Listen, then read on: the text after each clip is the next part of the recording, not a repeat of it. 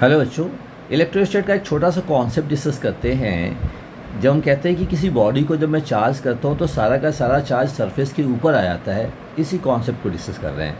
देखो यहाँ पे हमने दो कॉन्सेंट्रिक स्फीयर्स लिए, two concentric spheres of radii A and B carrying charges Q1 and Q2 respectively.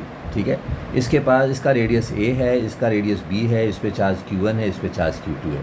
ठीक है, अब मैं कह रहा हूँ कि पॉइंट ए का पोटेंशियल कितना होगा। पॉइंट ए का potential of point A, right.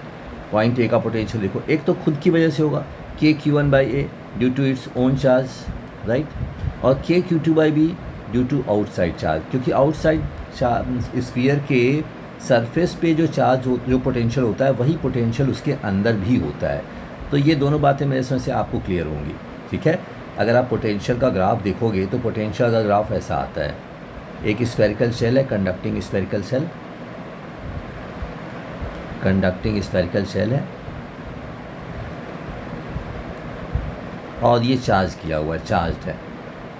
तो अगर आप इसका पोटेंशियल का ग्राफ ड्रॉ करोगे तो पोटेंशियल का ग्राफ कुछ ऐसा आएगा।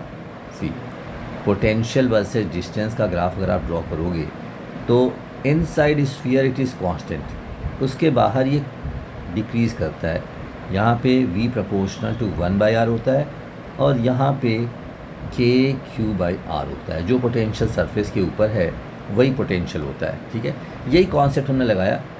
देखो कि जो इनसाइड स्फीयर के अंदर किसी पॉइंट पे पोटेंशियल होगा वो वही होगा जो ऑन द सरफेस होगा। ये हमने ए की वजह से पोटेंशियल निकाल लिया, ए पे पोटेंशियल निकाल लिया। Similarly potential at point B, ये पॉइंट बी है, ये पॉइंट बी है, पॉइंट बी पे पोटेंशियल हमने कैलकुलेट कर लिया। ठीक है, तो खुद की वजह से होगा due to itself, this is due to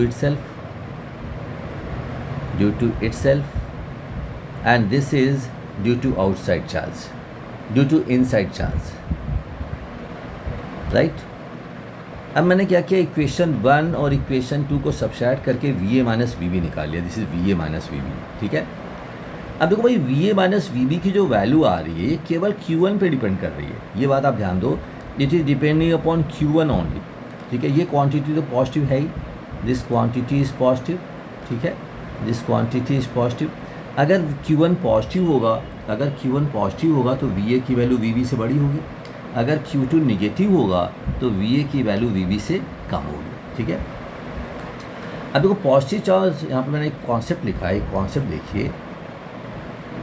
positive charge move from high potential to low potential, right, because due to electric field force on the positive charge is always along electric field। ये बात आप समझते हो, positive charge से force electric field की direction में लगता है।